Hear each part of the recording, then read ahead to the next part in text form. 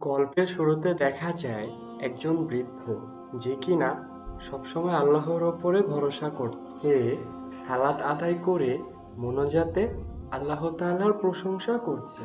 হে আল্লাহ, তুমি পরম দয়ালু ও করুণাময়। আমি সব সময় তোমার ইবাদতে মশগুল থাকতে চাই। বৃদ্ধ আর সেই ছোট্ট কুঁড়ে ঘরে সবসময় আল্লাহর ইবাদতে মগ্ন থাকে। তার খাবার দাবারের জন্য তার কোনো চিন্তা ছিল না। রিজিকের ব্যবস্থা কোনো না কোনো ভাবে হয়ে যেত। এই বুড়োর খেয়ে দেয়ে কোনো কাজ নাই নাকি? সারাদিন ঘরে কি যেন করে তারা। আল্লাহ নাকি তার সব সব সময় তার ইবাদত নিয়ে থাকে। এরে গ্রাম থেকে বের করে দিতে হবে যত সব। এই কথা বলে তারা সেখান থেকে চলে যায়। একদিন আল্লাহ তাআলা বৃদ্ধের পরীক্ষা নেন। রাতে অনেক ঝড় বৃষ্টি শুরু হয়। বৃদ্ধর ভয় লাগা শুরু হয়, কিন্তু তারপরও সে আল্লাহর ওপর ভরসা রাখে। এক সময় সে আল্লাহর ওপর ভরসা না রেখে বলতে শুরু করে, এ ঝড় উঠেছে, আমার আর মনে হয় এই কুঁড়ে ঘরে থাকা সম্ভব নয়। কখন জানি মনে হয় এই ঘরটি আমার মাথার উপরে না পড়ে। আমি বরং কারো বাসায় আশ্রয় নিতে যাই। কেউ আছো তোমরা বাসায়? আমাকে একটু আশ্রয় দাও। আমি তোমাদের কাছে সাহায্য চাচ্ছি। কিছু শয়তান লোক বৃদ্ধকে আশ্রয় দিবে এটা বলে তারা বৃদ্ধকে বের করে দেওয়ার পরিকল্পনা করতে থাকে আর তাদের বাসায় প্রথমে জায়গা দেয়। আসেন আসেন, ভেতরে আসেন, এখানে বসেন। এই, ওনার জন্য কিছু খাবার নিয়ে আসো। লোকটির স্ত্রী কিছু খাবার নিয়ে এসে বৃদ্ধর হাতে দেয় আর তাকে একটি বিছানায় রাতে ঘুমানোর জন্য থাকতে দেয়। বৃদ্ধ একটু আরাম করে সেখানে শুয়ে পড়ে। হঠাৎ মাঝরাতে বৃদ্ধ লোকটি স্বপ্নে দেখে তুমি এটা কি করলে? আল্লাহর উপর তোমার এত ভরসা, তার ইবাদতে নিজেকে সবসময় মশগুল রাখতে, সেই আল্লাহর কাছে সাহায্য না চেয়ে তুমি মানুষের কাছে আশ্রয় নিতে এসেছো? এই তোমার ঈমান? হঠাৎ বৃদ্ধের ঘুম ভেঙে যায় আর তার স্বপ্নের কথাগুলো তার চোখের সামনে ভাসে। দু চোখ দিয়ে তার অঝরে পানি পড়তে থাকে। আমি কি করলাম? একটি ভুলের কারণে আল্লাহ তাআলা আমাকে ভুলে যাবে? হে আল্লাহ, তুমি আমাকে মাফ করো। বৃদ্ধ দুহাত তুলে আল্লাহর কাছে সারা রাত ক্ষমা প্রার্থনা করতে থাকে। অন্যদিকে যে বাড়িতে বৃদ্ধ আশ্রয় নিয়েছিল সে বাড়ির লোকটি সারা গ্রামকে জানায় বৃদ্ধকে শাস্তি দিয়ে গ্রাম থেকে বের করে দিতে হবে। পরের দিন সকালে বৃদ্ধকে একটি গাছের সাথে বেঁধে রেখে সকল গ্রামবাসী সেখানে উপস্থিত হয়। আমি কি করেছি? তোমরা আমাকে গাছের সাথে বেঁধে রেখেছো কেন? আমি তো কোনো অন্যায় করিনি। তো তোমরা কেন আমাকে শাস্তি দেবে? তুই তো অনেক আল্লাহ আল্লাহ করিস, দেখি তোর আল্লাহ তোকে কিভাবে বাঁচায়। ঠিক তখনই গ্রামের পাশ দিয়ে কয়েকটি ছোট বাচ্চা হেঁটে যাচ্ছিল। তখন তারা দেখতে পায় বৃদ্ধকে গাছের সাথে বেঁধে রেখেছে। এখানে কি হয়েছে? আপনারা কেন এই বৃদ্ধ দাদুকে গাছের সাথে বেঁধে রেখেছেন? অনেক খারাপ লোক, তাই ওনাকে গাছের সাথে বেঁধে রেখেছি, আজ ওকে শাস্তি দেব। মহিলাটি তার স্বামীর কানে কানে বলে, ওদের সামনে কিছু বলাও যাবে না, করাও যাবে না। আপনি এখন ভালো ব্যবহার করুন। ঠিক আছে, তোমাদের কথায় আমরা তাকে ছেড়ে দিলাম। বাচ্চাগুলি খুবই খুশি হয়। তারা বৃদ্ধকে বলে, আপনি কোনো চিন্তা করবেন না দাদু, আপনি নিশ্চিন্তে আপনার বাসায় ফিরে যান। আমরা আবার আসবো আপনার বাসায়। তারা সেখান থেকে চলে যায়। তারা চলে যাওয়ার পর গ্রামের লোকেরা বৃদ্ধকে গ্রাম থেকে বের করে দেয়।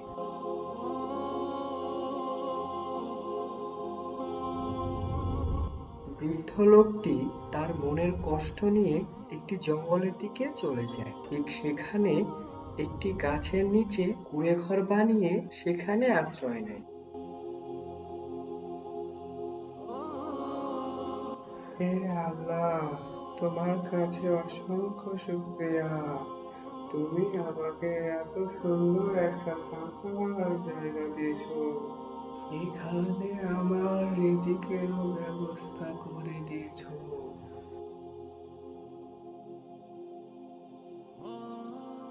বেশ কিছুদিন কেটে যায়। সে সবসময় আল্লাহ তাআলার ইবাদতে মগ্ন থাকে। রাতে কয়েকটি ঘোড়া নিয়ে কিছু ডাকাতের দল সেই গ্রামে আসে ডাকাতি করার জন্য।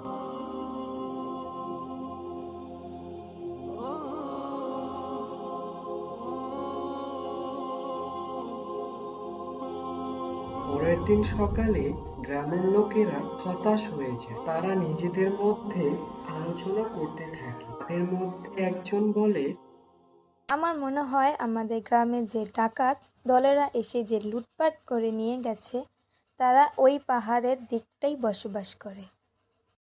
হ্যাঁ, এটা হতে পারে। কিছু বছর আগে এমন ঘটনা একবার ঘটেছিল। চলো আমরা সবাই সেখানে গিয়ে তার সন্ধান করি, আসলে তারা ওখানে থাকে কিনা। বলে এরপর গ্রামের লোকেরা একত্রিত হয়ে সেই জঙ্গলের দিকে যায়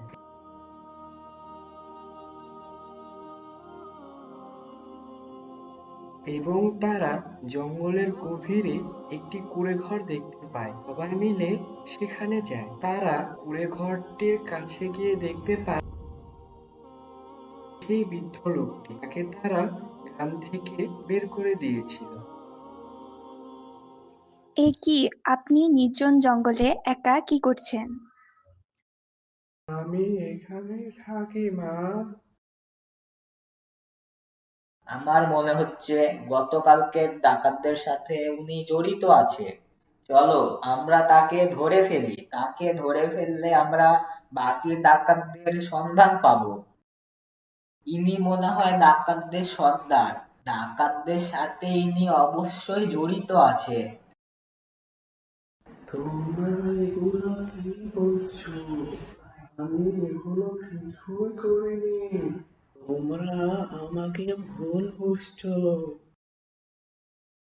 তারা বৃদ্ধর কথা না শুনে তাকে ধরে নিয়ে যায় এবং গ্রামে একটি গাছের সাথে বেঁধে রাখে। তাদের মধ্যে একজন বলে ওঠে, তিনি যেহেতু আমাদের সবকিছু লুটপাট করে নিয়েছে, তার কঠিন শাস্তি হওয়া উচিত। শাস্তিটি হলো ওনার একটি হাত এবং পা কেটে নেওয়া হবে। আর সবাই এই কথা শুনে গ্রামবাসী সবাই একমত। ইনি তো আমাদের সবকিছু লুটপাট করে নিয়েছে, এখন আপনারাই বলুন ইনাকে কি শাস্তি দেওয়া যায়।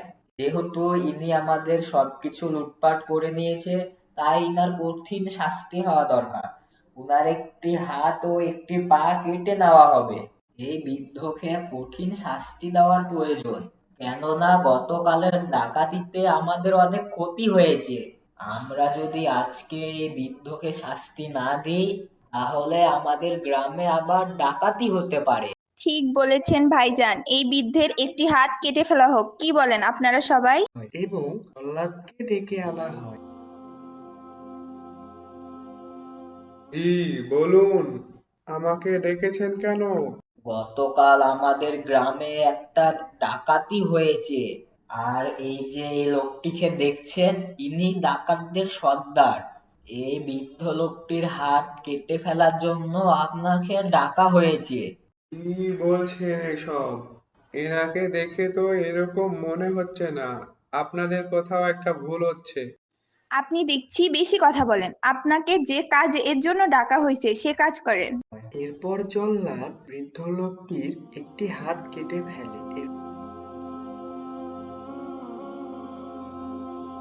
গ্রামের লোকজন বৃদ্ধ লোকটিকে সেই জঙ্গলে আবার ফেলে আসে।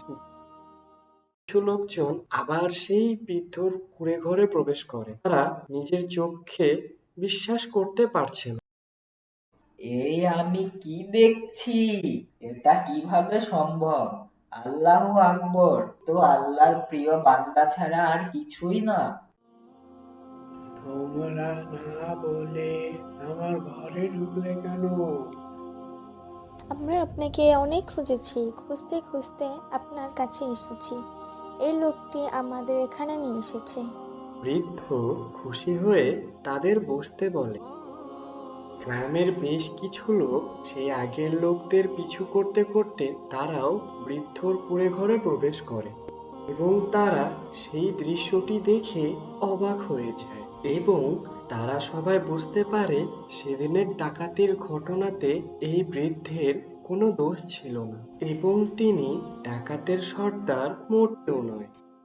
সে একজন ইমানদার মানুষ এবং সে সবসময় আল্লাহর ইবাদতে মগ্ন থাকে। বৃদ্ধ লোকটি সিজদায় পড়ে আল্লাহর প্রশংসা করে। গল্পটি ভালো লাগলে লাইক করুন এবং এরকম ইসলামিক শিক্ষণীয় ঘটনা দেখতে আমাদের চ্যানেলটি অবশ্যই সাবস্ক্রাইব করুন। ধন্যবাদ।